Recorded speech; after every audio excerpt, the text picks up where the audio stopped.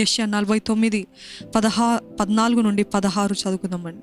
అయితే సియోను యెహోవా నన్ను విడిచిపెట్టి ఉన్నాడు, ప్రభువు నన్ను మర్చి ఉన్నాడు అని అనుకుంటున్నది.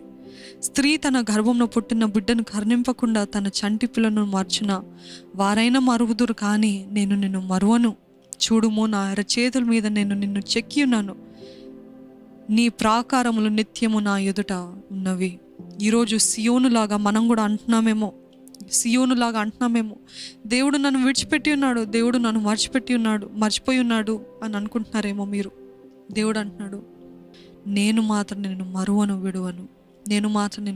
విడువను అని దేవుడు అంటున్నాడు. He's saying, I will never leave you nor forsake you. Can you take it in? ఈరోజు అటువంటి పరిస్థితుల్లో మీరు ఉన్నట్లయితే దేవుడు మీతోటే స్పష్టంగా, నేను నిన్ను దాటిపోలేదు, నా సన్నిధి నీకు సమీపంగా ఉంది. My presence is really close to you. My presence is all that it takes is for you to come to my presence.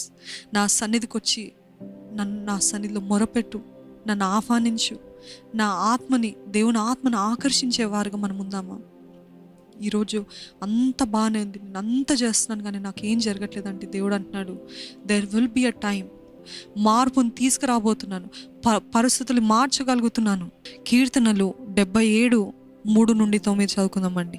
దేవుని జ్ఞాపకం చేసుకున్నప్పుడు నేను నిట్టూర్పు విడుచుచున్నాను, నేను ధ్యానించినప్పుడు నా ఆత్మ కృంగిపోవచ్చున్నది. నీవు నా కన్నులు మూతపడినయ్యవు, నేను కలవరపడుచు మాటలాడలేక ఉన్నాను. తొల్లిటి దినములను పూర్వకాల సంవత్సరంలో నేను మనస్సునకు తెచ్చుకొందును. నేను పాడిన పాట రాత్రి అందు జ్ఞాపకం చేసుకొందును, హృదయం నా ధ్యానించుకొందును. దేవా, నా ఆత్మ నీ తీర్పు మార్గము శ్రద్ధగా వెదికెను.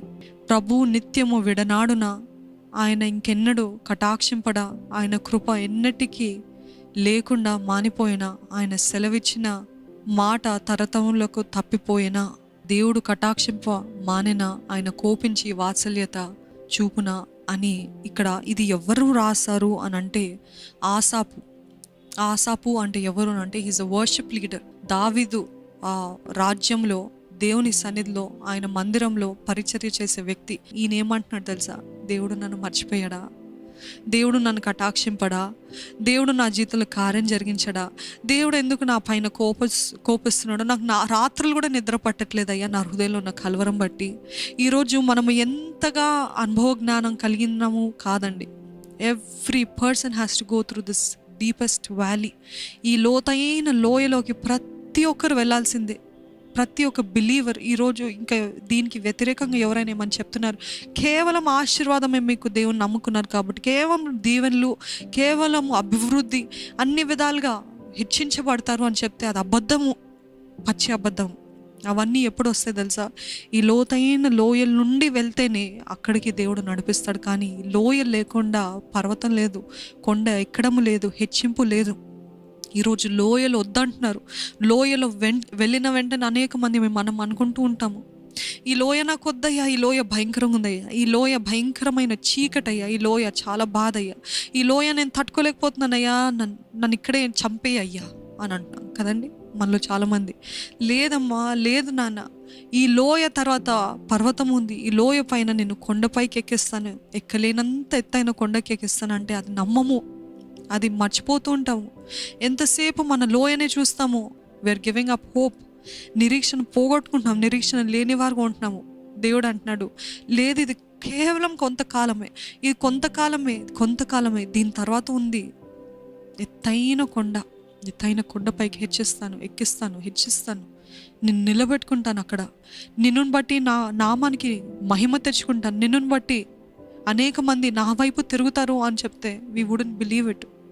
మనం నమ్మము. ఇక్కడ ఆసాపు అంటున్నాడు, దేవా, నీ సన్నిధిలో పరిచర్య చేసిన వాడిని, నీ సన్నిధిలో పాటలు పాడిన వాడిని, నీ సన్నిధిలో ఆరాధించే వాడిని, ఆరాధనలో నడిపించేవాడిని నేనే. కానీ ఇటువంటి పరిస్థితుల్లో దేవా, నీవు నన్ను విడిచిపెట్టావా? నీ ముఖం ఎందుకు దాచావయ్యా? నా ప్రార్థనలకి వినపడట్లేదా? చూడు, దావీదు ప్రార్థనలు అన్నీ అంగీకరిస్తున్నావయ్యా అనుకొని చూడండి. ఎవరైనా మన చుట్టూన్న వారు సడన్గా ముందుకు వెళ్ళిపోతున్నారు. వారు అనుకున్న వెంటనే వివాహం జరగడం, వారు అనుకున్న వెంటనే ఉద్యోగం పొందుకోవడం, వారు అనుకున్న వెంటనే గర్భఫలం పొందుకోవడము, వారు అనుకుంది అన్నీ జరిగిపోతున్నాయి. వారు ఏదైతే ఆశిస్తున్నారో అవన్నీ జరిగిపోతున్నాయి. కానీ మీరు నిక్కచ్చుగా పరిశుద్ధంగా ఎంతగానో పవిత్రతను కాపాడుకుంటూ ఆయన సన్నిధిలో మొరపెడుతూ ఏడుస్తూ ఎన్నో చేస్తున్నారు. ఎంతగానో ఫెయిత్ఫుల్గా ఉన్నారేమో, నమ్మకస్తులుగా ఉన్నారేమో. How is it possible lord? ఎలాగ ఇది సాధ్యమయ్యా? నేను ఇంత నమ్మకంగా ఉన్నానే, నాకెందుకు జవాబు ఇవ్వట్లే, నాకెందుకు ఆన్సర్ ఇవ్వట్లే? ఒకవేళ ఆసాపు కూడా అలాగ అనుకున్నాడేమో. కీర్తనలు 77:9 దేవుడు కటాక్షింప మానెన, ఆయన కోపించి వాత్సల్యత చూపకుండునా అనే ఈ పరిస్థితిలో మీరు ఉన్నారేమో. ఈరోజు చాలామంది అలాగనే దేవుని వెంబడిస్తున్నాం, దేవుని ఎంతగానో నమ్మకంగా సేవిస్తున్నాము. కానీ దేవుడు అంటున్నాడు, ఆసాపులాగా మనల్ని కూడా అటువంటి లోతైన లోయకి నడిపిస్తాడండి, లోతైన లోయకి నడిపిస్తాడు. ఈరోజు మీరు అంటున్నారేమో, దేవుడు నన్ను కటాక్షింపడా, దేవుడు నన్ను చూడడా, దేవుడు నన్ను పట్టించుకోడా. చూడండి, పౌలుని చూసినట్లయితే, అపోస్తులుడైన పౌలుని చూసినట్లయితే, ఆ ఓడ ప్రమాదం జరిగినప్పుడు ఇంకా we have lost all hope అంటాడు పౌలు. ఇంకా నిరీక్షణ అంతా పోయింది, ఇంకా చావుకి సిద్ధమైన వారి వలె మేము ఉన్నాము. కానీ దేవుడు బట్ గాడ్. నేను ఈరోజు మీకు ఏది చెప్పినా జ్ఞాపకం లేకపోయినా ఈరోజు ఒక్కటి మాత్రం జ్ఞాపకం చేసుకోండి. నేను మరణిస్తాను అనుకున్నాను, కానీ బట్ మై గాడ్, కానీ నా దేవుడు, కానీ దేవుడు. ఈరోజు నా జీవితం అయిపోయింది అని అనుకున్నాను, కానీ నా దేవుడు. ఈరోజు నా వివాహ జీవితం ఇంకా విఫలమైపోయింది, కుప్పకూలిపోయింది అని అనుకున్నాను, కానీ నా దేవుడు తిరిగి సమకూర్చగలిగిన దేవుడు. ఈరోజు నా అనారోగ్యతను బట్టి, ఈరోజు నా అప్పులు బట్టి అన్నీ పోయింది అని అనుకున్నాను, కానీ నా దేవుడు నన్ను తిరిగి లేపగలిగిన దేవుడు. Can you believe it? But God. పౌలు ఆ రోజు అంటాడు, మేమంతా నిరీక్షణ పోగొట్టుకున్నాము, మేము ఇంకా చావుకి సిద్ధమయ్యాము, కానీ దేవుని ప్రణాళిక వేరు. దేవుడు మమ్మల్ని ఒడ్డుకి చేర్చిన దేవుడు. హల్లెలూయా. ఈరోజు అలలను బట్టి ఇటు అటు కొట్టుకొని పోతున్నారేమో. ఈరోజు అలలను బట్టి నిరాశ, నిస్పృహ, వేదన, కృంగుదల, కలవరము జరుగుతుందేమో మీ హృదయంలో. కానీ దేవుడు అంటున్నాడు, అలల్ని చూసి భయపడకు, లోయను చూసి భయపడకు, ఒడ్డుకి చేర్చేవాడిని నేనే.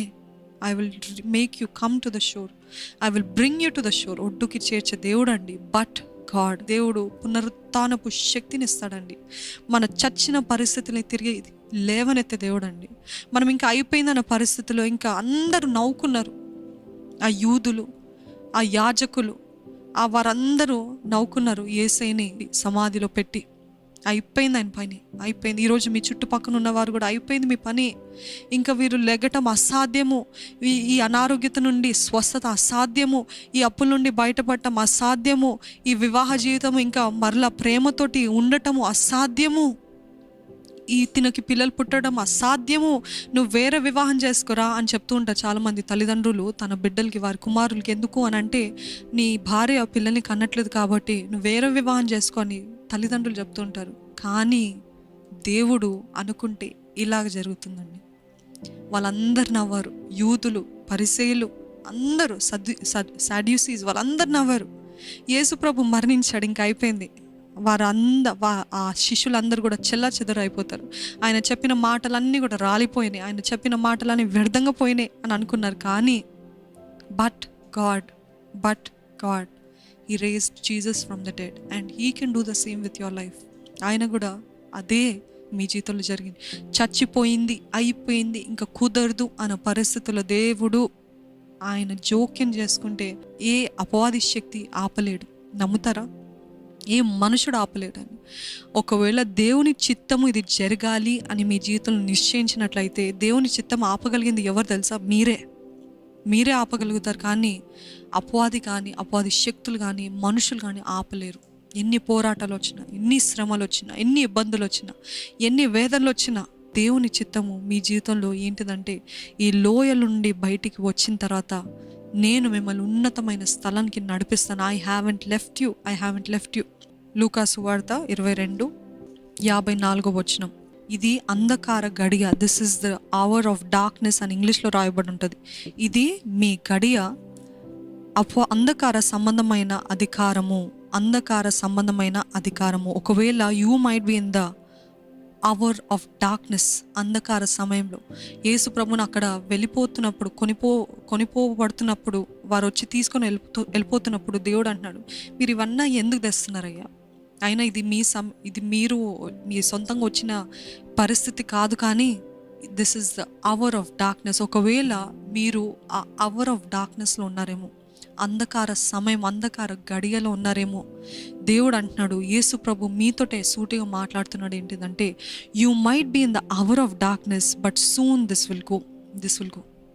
ఇది మీ సమయం కాబట్టి okay, I will agree to it. ఎందుకంటే అలాగా రాయబడింది, అలాగ జరగాలి కాబట్టి, ఆయన చిత్తము పరిపూర్ణం అవ్వాలంటే ఈ పరిస్థితి గుండా వెళ్ళాలి కాబట్టి ఈరోజు మీ పని కానివ్వండి అని యేసుప్రభు వారికి అనుమతినిచ్చాడు. ఈరోజు మనం కూడా చాలామంది we might be in the darkness, the hour of darkness. ఈ అంధకార గడియలో ఉన్నాము. అదొకటి కేవలం గడియనే. అందుకనే దేవుని వాక్యం గడియ అని చెప్తుంది. అంటే ఇట్ ఈస్ నాట్ పర్మనెంట్. కానీ ఆ గడియలో ఉన్నప్పుడు మనకి ఇంకా అంత అయిపోయింది, ఇంకా దీనికి మించింది లేదు, నేను పొందుకున్నంత బాధ లేదంటే దేవుడు అంటున్నాడు, నువ్వు ఒక్కడవే పొందుకోవట్లేదు బాధ, నువ్వు ఒక్కడవే అనుభవించట్లేదు ఈ శ్రమని. చాలామంది ఉన్నారు. చాలామంది మీరు వెళ్తున్న శ్రమల కంటే ఇంకా భయంకరమైన శ్రమల గుండా వెళ్తున్నారు. కానీ this is just an hour of darkness where the enemy has try to, ఆయన ఏం చేస్తాడు తెలుసా అండి, అపవాది ఇనిషియేట్ చేస్తాడు మనకి శ్రమల్ని, బాధల్ని. కానీ ఆ శ్రమల్ని, బాధల్ని ప్రారంభించిన అపవాది ఆ కార్యాల్ని, ఆ శ్రమల్ని దేవుడు ఏం చేస్తాడంటే తిప్పి ప్రతిది కూడా ఆయన సమకూర్చి జరిగించి ఆయన మహిమ కోసం నిలబడతాడంట. హల్లెలూయా. He will work out everything for his glory, for our good. మన మంచికి అన్నీ కూడా, అది చెడైన, కీడైన, నష్టమైన, బాధైన అనుమతించాడు దేవుడు అపవాదికి. కానీ ఆ అపవాది తెచ్చిన బాధ, శ్రమని కూడా ఒక మలుపు, ఒక తిప్పి దేవుడు ఏం చేస్తాడంటే అది ఆయన మహిమ కోసము నిలుపుతాడంట.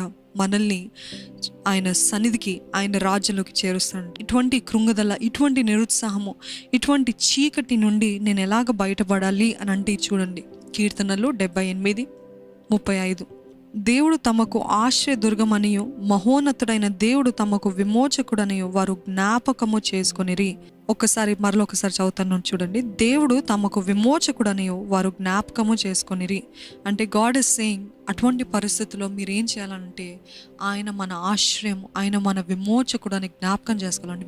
We should remember all the things that God has done. ఇప్పటి వరకు చేసిన మేలన్నిటిని జ్ఞాపకం చేసుకోవాలంటే అపవాది తెస్తూనే ఉంటాడండి, అగ్ని బాణాలాగా తెస్తూ ఉంటాడు.